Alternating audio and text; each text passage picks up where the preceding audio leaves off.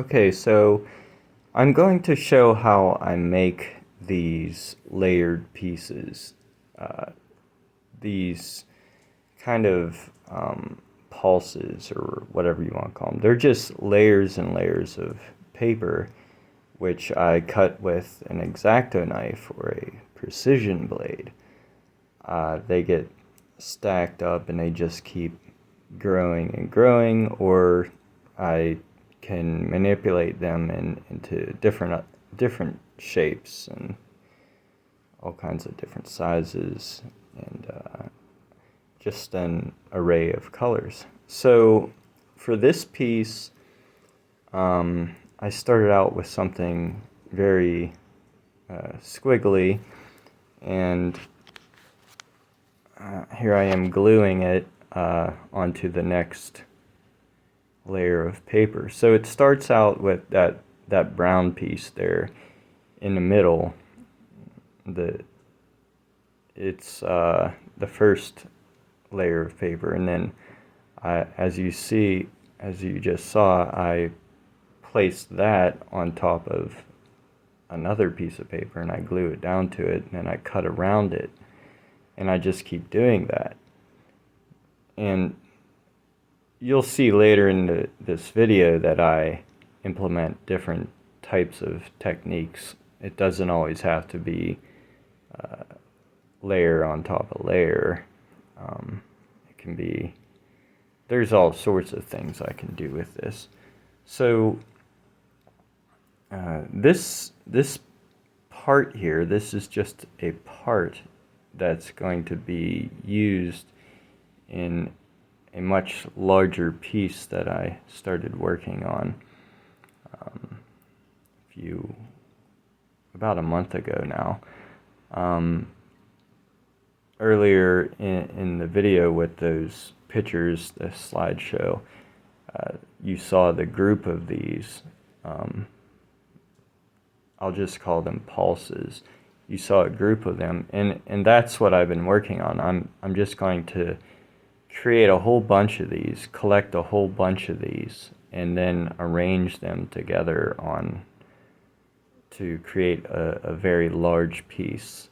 It'll probably be around 4 feet by 3.5 feet, something like that. I have no idea how long it's going to take. As you can see, just the smallest part takes quite a while to make. So this is the actual speed right now. This is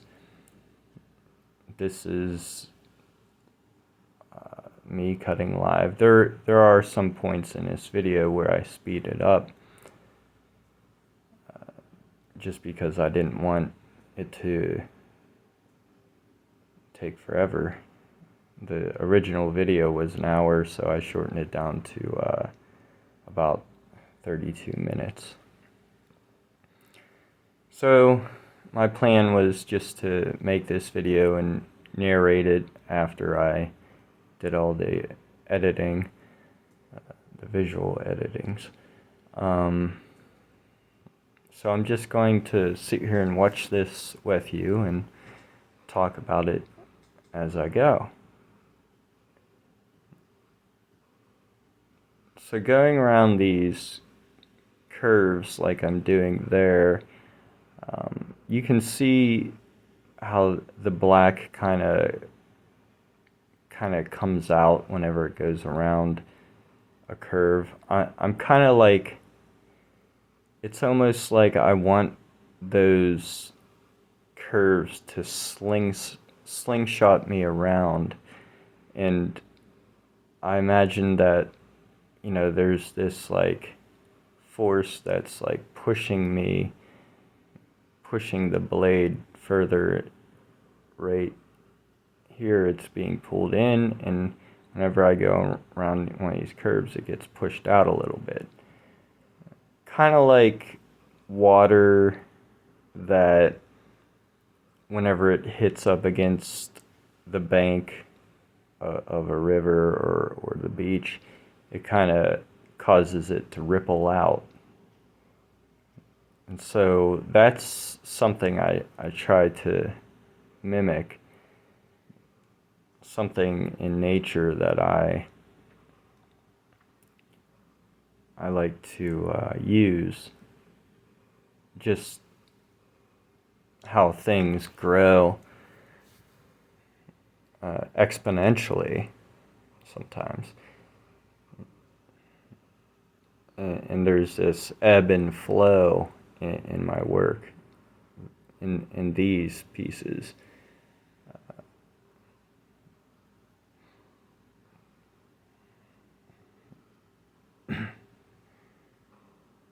I use Exacto, um, the actual handle, the knife handle part is Exacto. This is a retractable one. I really like it. I've been cutting paper since 2008. Actually, I did some cuttings before that, years before that, but I didn't really like devote myself to it until 2008.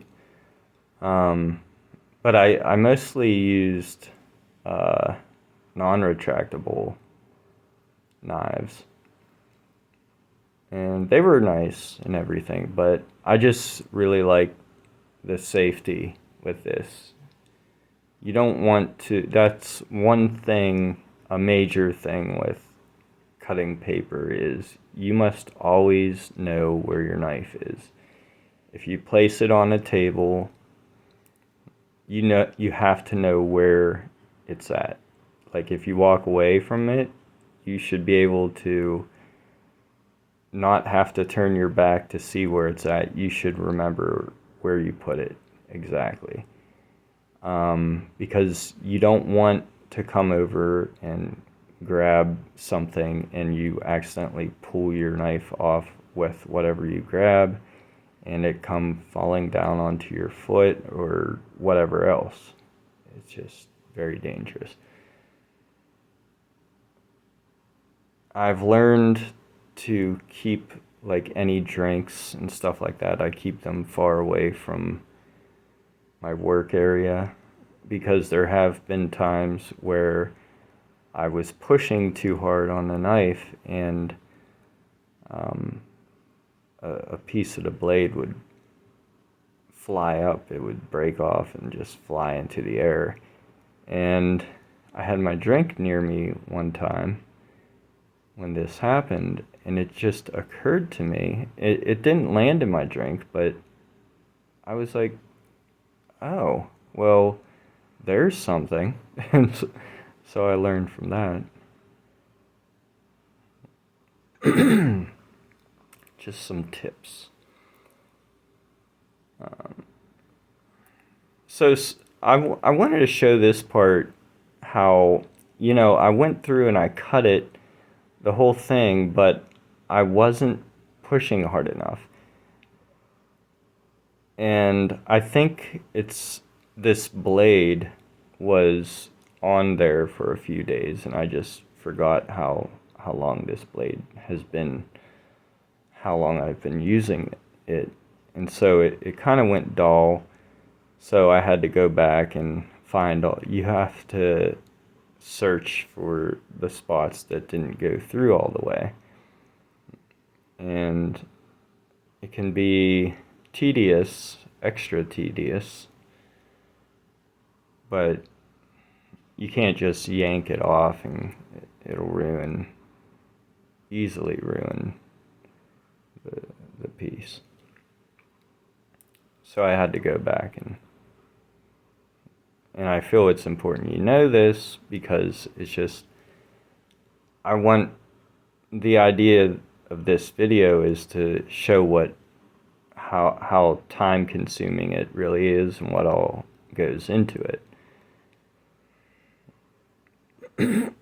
Excuse me.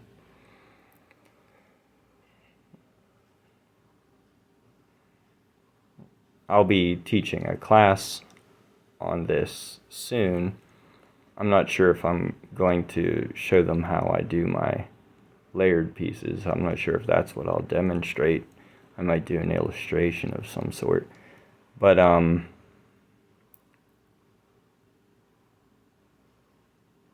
so I'm just going to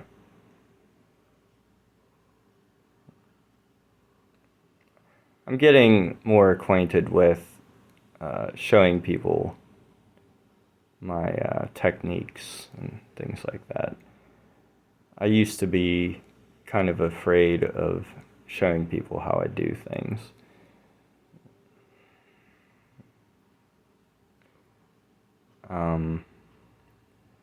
Now I figure, if someone's going to copy me, well, that's their prerogative. They wouldn't be an original artist, though. You can see a little bit of fuzzballs there. But I went and cleaned them up before I went on to this next layer. But another thing I figure is if they can do this, if they can do what I do and they can copy me, then well, that's fine. And good for them. Just like there's bands play their music live, and other bands are inspired by them, and some of the bands that are inspired by them sound a lot like the other bands.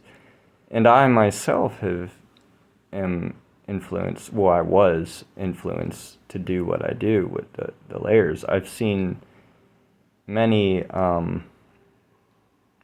artists using these different layer techniques and painting and sculpture,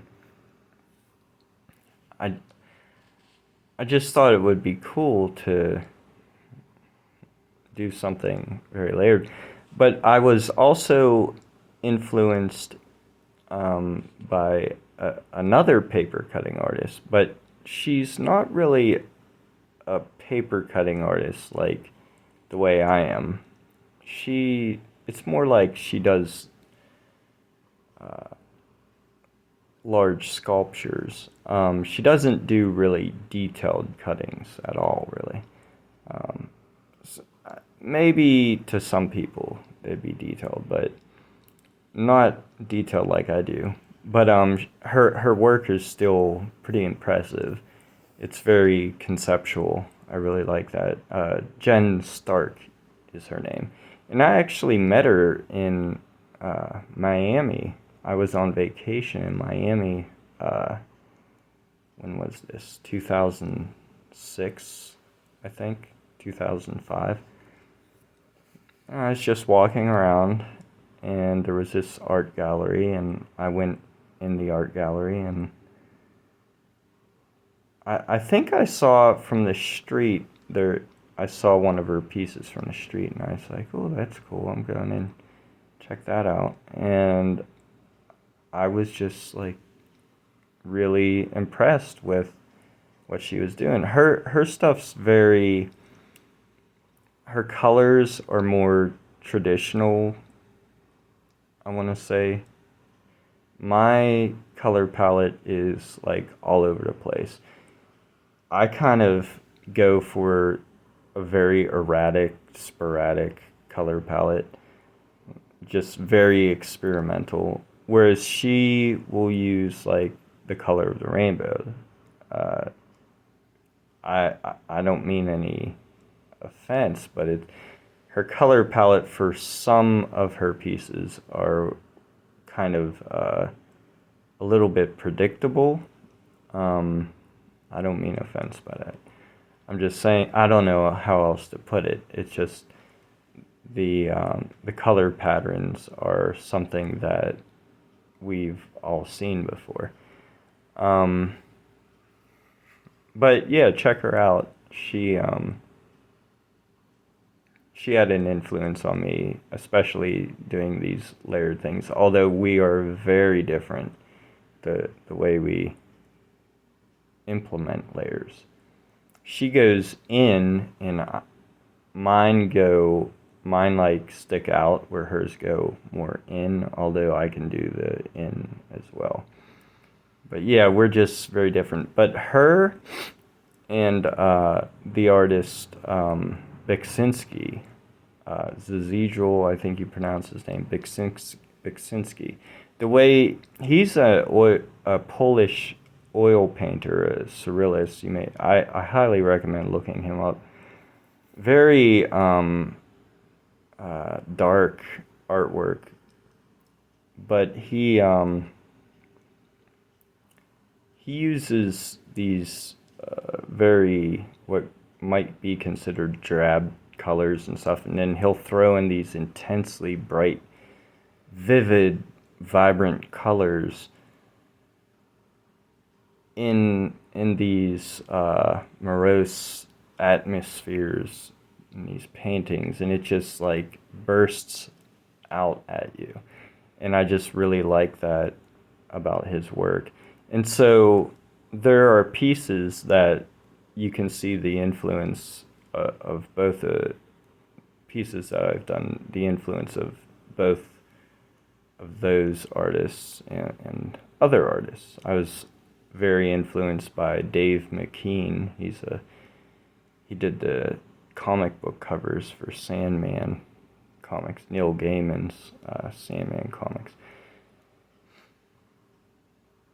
So this here is something I've done before. I don't really implement this technique too much. I just want the layers to be on part of it rather than it being an entire layer.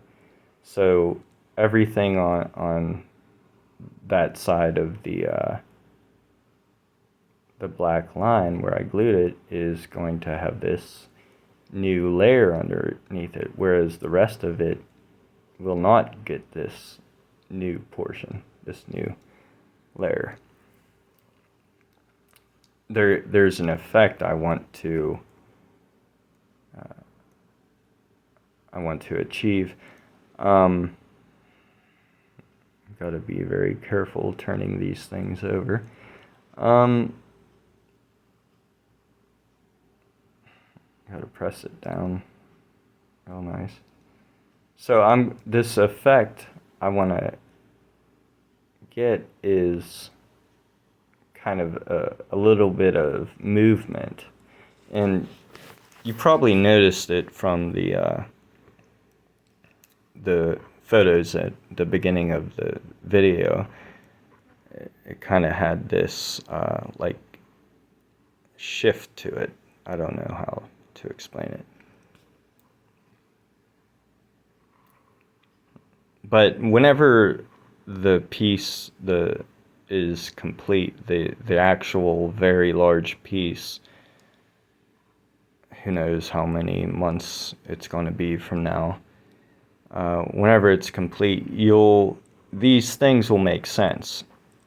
The thing that, at least as far as I remember or can tell, that influences or inspires these sorts of pieces is whenever I was a kid. Let me get a drink real quick. Whenever I was a kid, I remember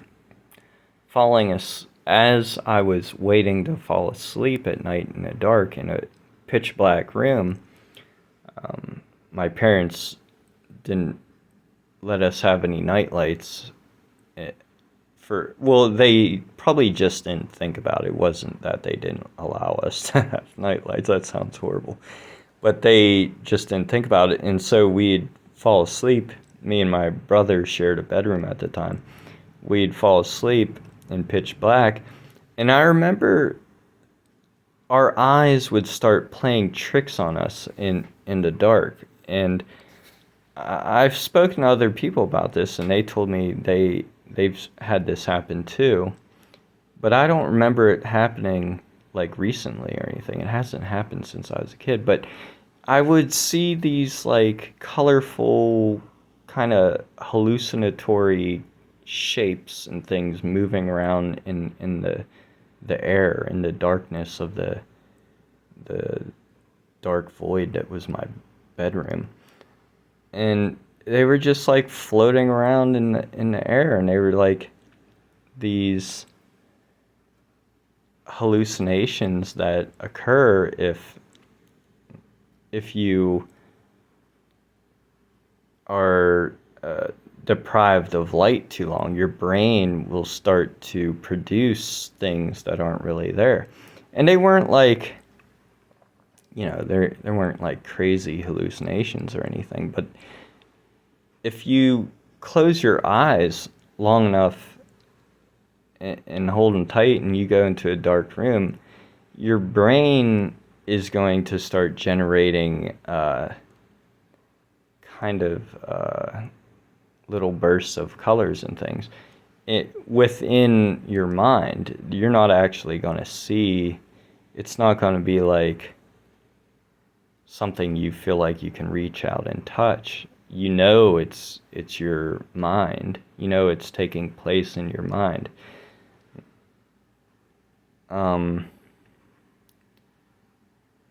So it's a very unique form of what's called qualia. It's a sensation in the mind. So you can see here I have this, the one side of it, it almost looks like it's, gives it a different dimension than if I had it, the whole thing surrounded by that light blue. Another thing is that that's not a red piece of paper. That's actually like a neon pink, but for some reason my camera is unable to pick that up. So maybe one day I'll get a better camera, I don't know. But in the photos at the very end of this video, you can kind of see, whenever I put it with the other pieces that I made, you can kind of see that it's a bright pink.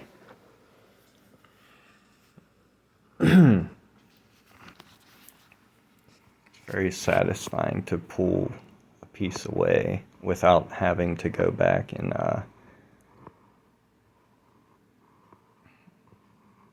recut parts that I missed or didn't cut enough. So this one, the blue is going to go behind the entire thing.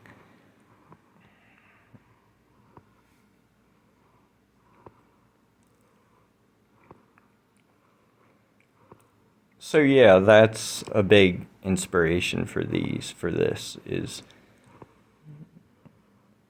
the things the brain does whenever it's deprived of input, of stimuli.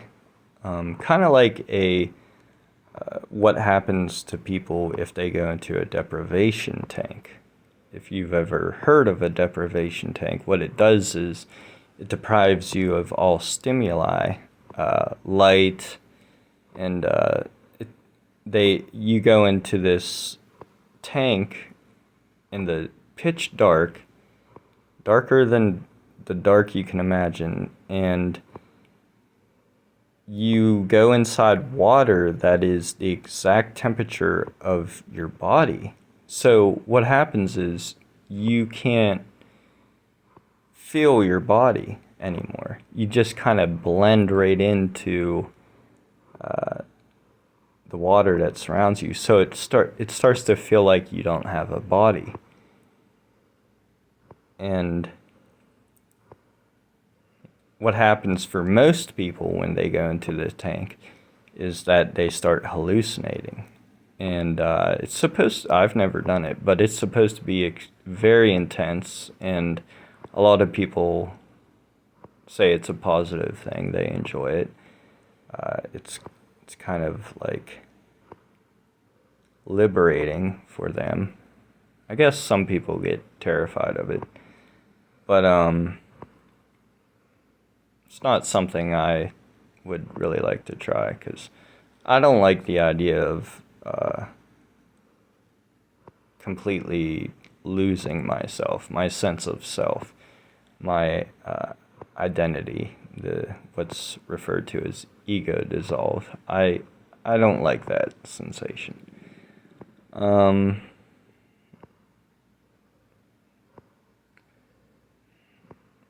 which brings me to the view that my art is psychedelic. So yeah, and as I explained, it kind of is because these things these pulses, as someone once called them, this here, what I'm cutting, they are inspired by hallucinations that I used to have when I was a kid, laying in the dark trying to fall asleep. And they were animated. They were moving around and like growing out of the black void and disappearing and moving around, squiggling. It's easy to imagine this piece here that I'm cutting. It's easy to imagine it animated, kind of like wiggling around with pulsing these colors off of it and mingling around with other things just like it. So I'm really into consciousness and philosophy and stuff, but so that's a big inspiration for me. I think a lot about sensation, experience, qualia, the nature of experience.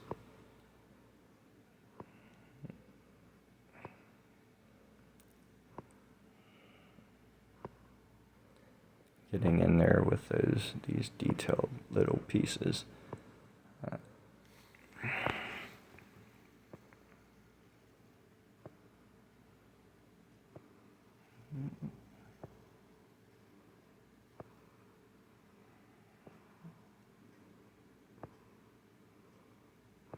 I guess this could be considered an ASMR video. Here I am, I'm getting this little tiny piece in here, so I'll zoom in. Sorry about the video quality. I use my phone to create these videos and to edit them. I really like the editing, video editing. I use InShot, it's called. You just pay for it once, and you can do a subscription, but I just paid for it once, and now I can use it as long as I'd like. It's just a lot of fun to edit these videos. I'm getting better at it, but I used to be pretty bad at it. Didn't know much.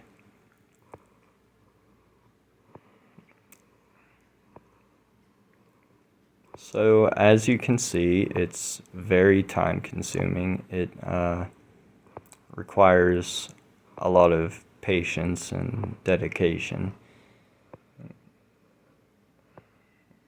It's not for everyone, definitely. I imagine a lot of people are very bored watching this video. But if you're not, you should subscribe to see more like this. But I have a lot of shorts where it's sped up very fast, and I have some other videos that are not shorts that are sped up pretty fast too. So I'm gonna have a wide variety of stuff. I'd like to grow my channel. And you can help me do that by commenting below. Trigger the algorithms. And by liking my video. And sharing it too. If you know anyone that's having trouble falling asleep, this type of thing, watching this sort of thing, is pretty relaxing, cathartic, and so it can really help someone chill out and maybe fall asleep. So there's that this piece is finished, and here's the other ones that I have for the piece that's going to be a very large piece. And they're all going to be put on a black background like this, but a much larger piece of black paper. Or something black like that. Black velvet, I prefer, actually. So if I'm able to get a large piece of black velvet, I would like the black background to be as black as possible. And they will be raised up. Some will be higher than others. Some will be closer to the background. Some will be raised up. And they'll be on top of each other like I have them sitting here. So, thanks for watching. And I hope you'll share your thoughts below and share this video and subscribe. Thanks.